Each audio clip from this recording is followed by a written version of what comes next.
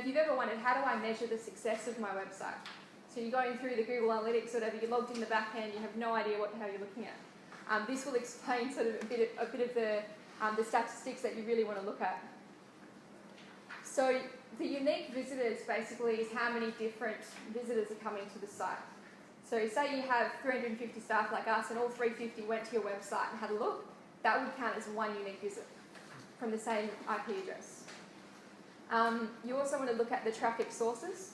So if you're trying to measure, well, is my Yellow Pages online listing working? Is Google bringing me listings? Is my supplier, are they bringing me traffic? You want to look at the traffic sources. You also want to look at if you're getting direct traffic. So if people are familiar with your brand and really know who you are. You want to look at the bounce rate. Now the bounce rate means, did they come to your website and leave straight away? If they did, that might be for a reason. I might have come to get your phone number, but there's a certain bounce rate that we look for particular industries to judge whether it's too high or too low. And also, what pages are they visiting? Are they actually going through your website and looking at the key pages, or are they leaving straight away? So this is sort of what it looks like in the back end for Google Analytics. It has all the things I mentioned. Really, what do you need to know? So what you need to know is a general understanding of the results. Really, you should have someone who knows what they're looking at. Like, for example, someone like us, we've seen thousands of other clients in similar industries. We would know what looks good for a particular industry and what's concerning. So we might have a client that has only 200 unique visitors a month, but any one of those converting is $1 million sale. So that's perfect, and it's a small industry, it's big machinery or whatever, so that's perfect.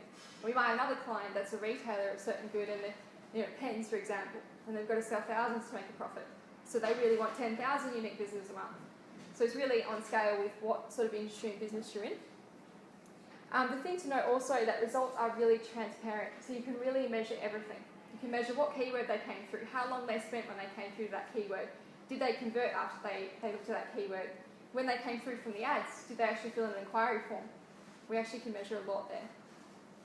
And also, like I mentioned, page views. The other thing you can mention, as I said before, is the actual sources. So if they're coming through the search engines, or they're coming through Yellow Pages or Web Wombat, other sites. And you can also measure your brand awareness. So you can see how many people actually Googled your company name compared to how many came through generically with other keywords. The other thing I recommend every company is to make sure that you have an inquiry log behind your website. People might fill in an inquiry form and then it gets sent to an email address, but what if that person ignores it, or your admin person has just quit or something like that? It's always good to have an inquiry log behind your website so that you can see what inquiries have come through. You should be able to measure where they've come through from, because on the form they can fill out, I found you on Google or whatever. And you also want to see if they've replied.